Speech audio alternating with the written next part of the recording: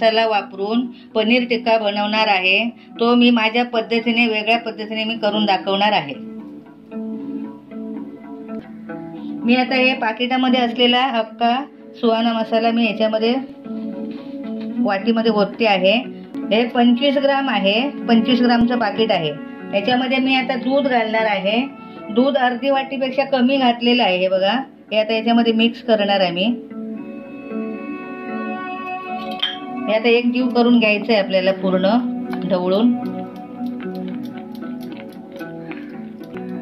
हे ना पाकिटावर जे लिहून दिलेलं आहे तसंच त्या पद्धतीने मी करते अगोदर आहे।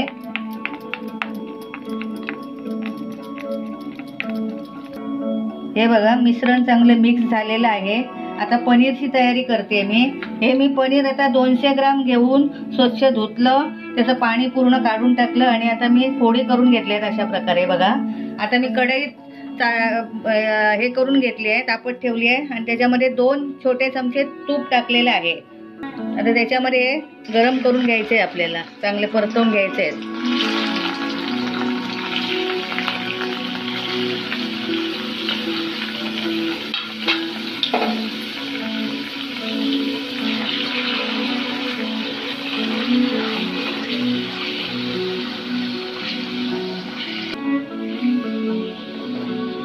हे जास्त ढवळायचे नाहीत, नाही तर कुस्करू शकतात। आणि जे याच्यामध्ये दाखवले, पाकिटामध्ये दाखवले ना कच्चे ठेवायचे, तसे पण तुम्ही म्हणजे फोडी असे वर घालू शकता, न तळता पण करू शकता तुम्ही। ही माझी पद्धत आहे, हे माझ्या पद्धतीने मी करते। हे बघा, याला आता 5 मिनिटं झालेली आहेत। मी चांगली परतवून घेतलेली आहेत फोडी। आता मी गॅस बंद करते। आता एका डिश मध्ये मी हे काढून घेते। हे बघा, हे आता मी फोडी काढून घेतलेले आहेत। आता मी गॅस तापलेल्या तुपामध्येच मी टोमॅटो ग्रेव्ही टाकणार आहे। मी 4 टोमॅटो घेतलेले आहेत। हे आता मीडियम गॅसवर आपल्याला करायचं आहे, जरा परतवायचं आहे शिजेपर्यंत।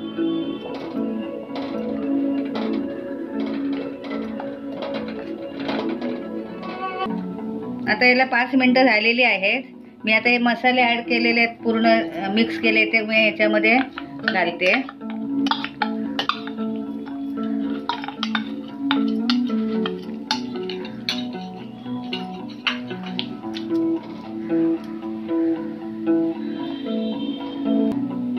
आता हे 3-4 मिनिटं असं ढवळत राहायचं आहे आपल्याला।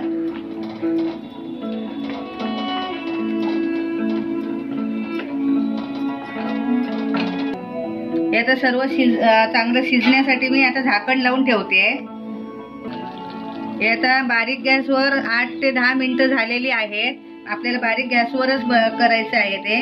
आता याच्यामध्ये मी पनीर घालते तळलेलं।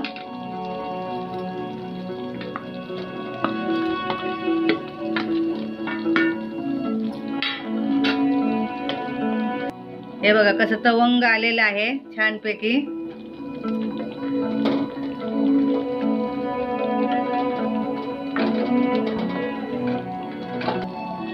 आता याला परत 7 ते 8 मिनिटं परत ठेवायचं आहे बारीक गॅसवरच। मी आता याच्यामध्ये पाऊण वाटी पाणी घालते।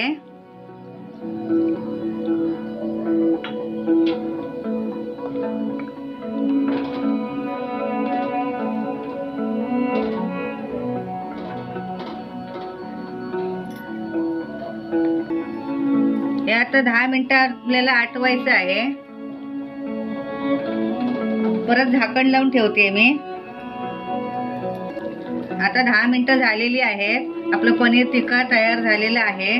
मी आता गॅस बंद करते। हा बघा, सुहाना मसाला घालून पनीर टिक्का तयार झालेला आहे। मी याच्यामध्ये तुपाचा वापर केलेला आहे। याच्यामध्ये आता मी तूप वर बटर टाकत नाहीये। तुम्हाला जर बटर टाकायचं असेल तर वर टाकू शकता। आणि हे आता पनीर टिक्का चपाती बरोबर, भाता बरोबर, भाकरी बरोबर किंवा पावा बरोबर पण आपण खाऊ शकतो।